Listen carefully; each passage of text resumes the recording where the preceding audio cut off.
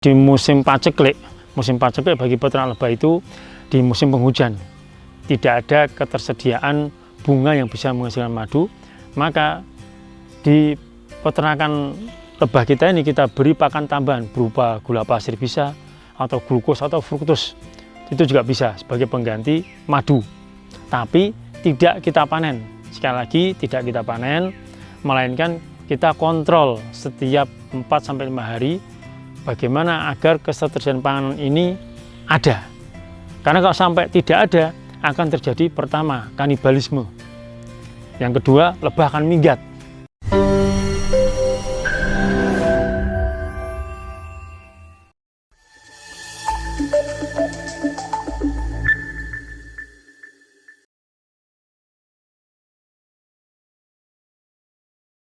Assalamualaikum warahmatullahi wabarakatuh.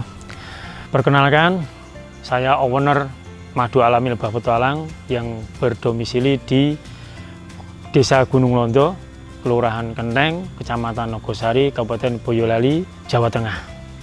Dan alhamdulillah saya sudah menggeluti di perlebahan ini sejak 2005, di mana saya terinspirasi waktu saya terkena luka bakar oleh salah seorang dokter yang bernama Jose Rizal, ketua Mercy saat itu.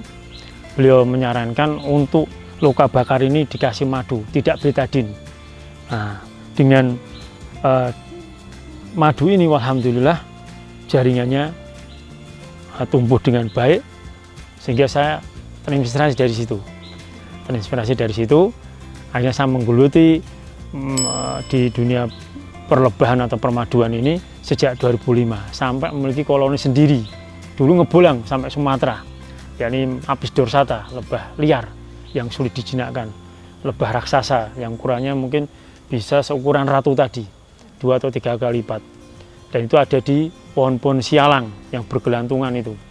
Nah, kita naik ke pohon sialang yang tingginya 20 meteran itu, kita ambil. Demikian, cuman panennya kurang bisa namanya lestari, karena dulu yang saya saksikan waktu itu antara madu dengan larva, kemudian anak terperas. Nah, terperas sehingga madu ini bisa dikatakan kurang higienis karena tercampur dengan larva itu tadi. Adapun di peternakan kita ini lebahnya Apis mellifera, sebagaimana yang tadi sudah diambil, itu Apis mellifera, lebah unggul yang berasal dari Australia, dan ini dibawa oleh salah seorang mualaf Cina ke Indonesia, kemudian dibudidayakan, diajarkan pada kami hingga sampai sekarang ini yang kita miliki ini. Jika Anda peternak sapi, domba, ikan dan ayam, kini Anda bisa memasarkan dan menawarkan produk-produk peternakan di Taniling loh. Yuk, download aplikasi Taniling di Google Play. Untuk ilmu dasar perlebahan itu yang pertama kali harus mengenal mana ratu, mana pekerja, mana pejantan, kemudian mana telur, mana larva yang kecil yang baru menetas sekitar 5 harian, ya kan? Kemudian sampai menjadi larva besar dan menjadi brood. Jadi larva besar sudah tertutup dengan selaputan coklat, ya, yang itu nanti 5-7 hari akan lahir menjadi lebah muda yang belum bisa terbang. Kemudian 5 atau 7 hari dan biasa rada siang, mereka nanti akan kirap terbang di depan pintu kotak ini, ya kan, kotak ini. Nah, jangan belajar terbang, nah, untuk mencari rezeki yang telah ditentukannya. Itu ilmu dasarnya. Kemudian ilmu dasar yang lainnya setelah pengenalan dari lebah itu sendiri, yakni yang berkaitan dengan kehidupan, keberlangsungan koloni lebah yang Anda miliki. Pastikan setiap kali angon harus ada tepung sari. Ya. Pastikan setiap angon dimanapun saja ada tepung sari. Kalau sampai tidak ada tepung sari, paling Anda bertahan sekira 2 pekan. Habis itu harus segera mencari solusi. Kalau lebih dari itu akan terancam koloni itu menjadi punah. ya, karena tepung sari ini sumber kehidupan, ya. Itu yang pertama, yang paling penting. Yang kedua, ya ini harus ada pakan utama, yakni madu. Kalau sampai tidak ada madu, makanan utama, dan Anda sudah cari kemana-mana tidak ada bunga yang ada, maka masih bisa diganti dengan apa? Tadi gula pasir, ya, atau glukos fruktos bisa, ya, dicairkan, kasihkan makan ke feeder. Ini mudah. Makanya yang pertama adalah tepung sari. Yang kedua pastikan ada madu. Nah, tepung sari itu didapatkan dari bunga-bunga yang bisa menghasilkan tepung sari itu sendiri. Seperti tatkala di musim penghujan ini banyak ditanam jagung. Kalau kemarau kan enggak. Bagi lokasi-lokasi yang tak ada hujan, ya kan? Kayak Gunung Kidul ini kan mengendalikan hujan. Tatkala tidak ada hujan ya dia akan kering, tidak tertanami apapun. Kayak Wonosobo kan seperti itu. Nah, makanya tepung sari jagung ini bagus untuk perkembangbiakan sebuah koloni menjadi bagus, padat, ya kan? Nanti bisa dilihat, ya, dan bisa untuk memecah koloni yang baru. Yang misalkan kita punya 10 kotak bisa menjadi 20, 25, bahkan 30 kotak. Gitu. Saya awal mula punya 16 kotak. Sampai akhirnya saya bisa kirim ke Pulau Sumatera sebanyak 40 rit kurang lebihnya. Untuk radius daya tempuh Apis mellifera ini mencari makanan itu standarnya sekitar 3 kilo. Bisa 5 kilo kalau tidak ada angin kencang. Kalau anginnya seperti gini, tenang, itu bisa 5 kilo. Adapun hama di perlebahan ini untuk yang di dalam itu adalah kutu. Ya. Kutu ini akan gerogoti sayapnya sehingga dia tidak lagi bisa produktif terbang mencari makan. Dia hanya makan, nggak kerja karena dia nggak bisa terbang. Ya, dan itu lama-lama akan terusir mati dengan sendirinya. Atau yang kedua, yang paling berbahaya lagi yakni burung walet.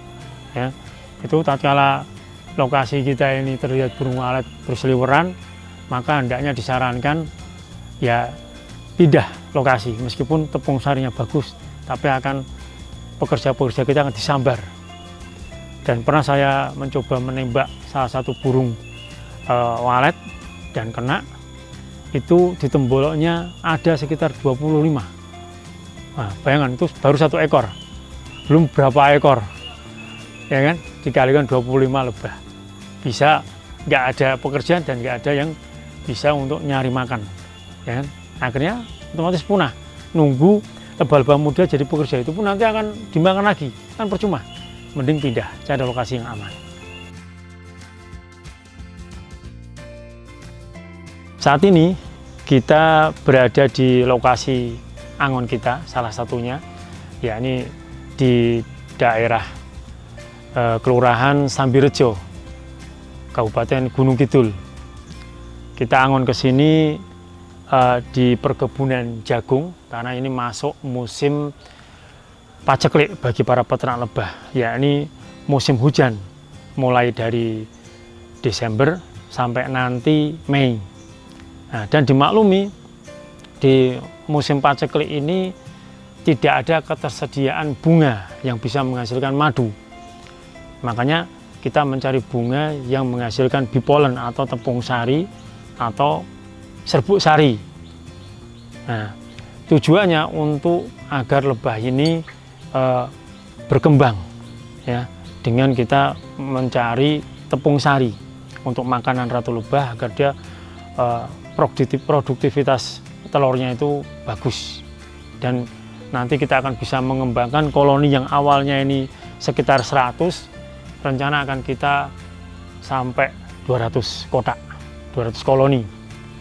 Nah, kemudian selama musim itu kita akan memberi makanan berupa makanan tambahan, bukan makanan utama, yakni bunga. Yakni makanan tambahan itu berupa gula pasir bisa. Dan dimaklumi bahwasanya di musim paceklik bagi peternak lebah itu di musim penghujan tidak ada ketersediaan bunga yang bisa menghasilkan madu, maka di peternakan lebah kita ini kita beri pakan tambahan berupa gula pasir bisa, atau glukos atau fruktos. itu juga bisa sebagai pengganti madu, tapi tidak kita panen. Sekali lagi, tidak kita panen, melainkan kita kontrol setiap 4-5 hari bagaimana agar ketersediaan pangan ini ada. Karena kalau sampai tidak ada, akan terjadi pertama kanibalisme, yang kedua lebah akan minggat, dan ini kerugian bagi kita. Makanya kita mempertahankannya dengan memberi makan tambahan di mana tidak ada bunga sebagai pakan utama mereka. Nah, kemudian masuk ke musim bunga di bulan Mei sampai November, itu musim panen. Nah, itu dimulai dari randu sampai berakhir di rambutan, madu randu sampai madu rambutan, dari bulan Mei sampai bulan November. Dan di waktu masa transisi antara musim paceklik ke musim bunga ini, ada istilahnya madu kurasan, yakni madu di mana masih terkandung di dalamnya ini madu gula, ya, karena tidak kita panen, ya, tidak kita panen, kemudian dipanen di musim bunga, ini namanya madu kurasan.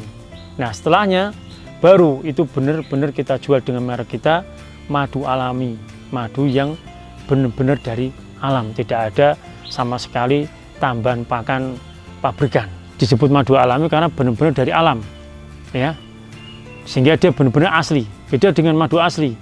Asli yakni seperti gini, di musim entah itu musim bunga ataupun musim paceklik, kita bisa panen dengan memberikan pakan yang berlebih.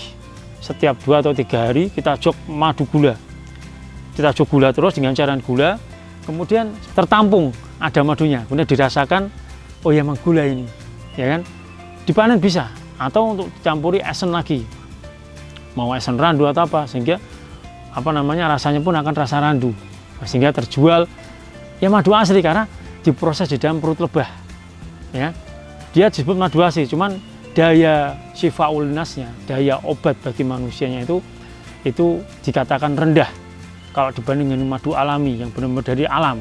Itu daya sifaulinasnya, daya obat bagi manusia itu insya Allah dahsyat. Dan contoh daripada madu alami seperti terlihat di sini, ya. Ini ada 2 contoh madu durian yang kita ambil, kita panen di daerah Jatinom, ya, Jatinom di desa Beteng. Dan juga ini ada madu Sonokeling yang kita panen di selatan Prambanan. Nah, dari warnanya udah beda, ya, karena memang di dalam nas sudah disebutkan yakhruju min butuniha, yang keluar dari perutnya, perut lebah, mukhtalifun alwanuh, yang bermacam-macam warnanya. Terlihat warnanya udah beda antara Sonokeling dengan durian. Mukhtalifun, berbeda-beda alwanuh warnanya. Syarobun, ya, bentuknya cair, artinya bisa diminum, ya kan. Mukhtalifun, bermacam-macam warnanya, fi sifaulinas, dan di dalamnya ada obat bagi manusia. Untuk terkait harga madu alami lebah petualang, kita udah pikirkan matang-matang, ya, dan semoga perjuangan kami dalam menyuguhkan madu yang benar-benar madu dari bunga, ya, dari alam, ya, itu untuk sebotol ini ukuran kalau di mililiter kan 500 ml, kalau di berat dia sekitar 700 gram, ya, maka dibanderol dengan harga 150.000 sudah termasuk ongkos kirim, ya. Ini kemasan paling besar milik kita. Adapun yang kemasan yang sedang itu 100.000 sudah ongkos kirim. Untuk yang kemasan sedang itu ukuran 350 ml atau setara dengan setengah kilo. Kemudian ada lagi kemasan kecil 100 ml setara dengan 135 gram. Itu 40.000 tapi belum ongkos kirim, ya. Itu harga dari kita, dan semoga dengan harga yang terjangkau ini, ya, itu masyarakat Indonesia bisa merasakan, bisa mengkonsumsi, dan ke depan bisa membedakan mana madu alami yang benar-benar dari alam dan mana madu yang ada campur tangan manusia dengan memberikan pakan-pakan tambahan berupa gula dan yang lainnya. Kemudian adapun bagi siapa saja yang ingin budidaya lebah terkhusus Apis mellifera ini, lebah yang mudah dijinakkan ini, maka kita juga bisa insya Allah mengedukasi, memberikan pelatihan, ya, insya Allah sampai bisa, dan itu gratis untuk edukasi. Adapun untuk kepemilikan kotak, maka biasa kita jual ke Sumatera itu 1.250.000 per kotaknya. Untuk lokalan bisa dinego. Terima kasih yang sudah menonton di Tani Link, dan semoga informasi yang kita berikan dari Madu Alim Lebah Petualang bisa bermanfaat bagi kita semuanya. Amin. Salam Tani Link TV, bisnis agri tak pernah mati.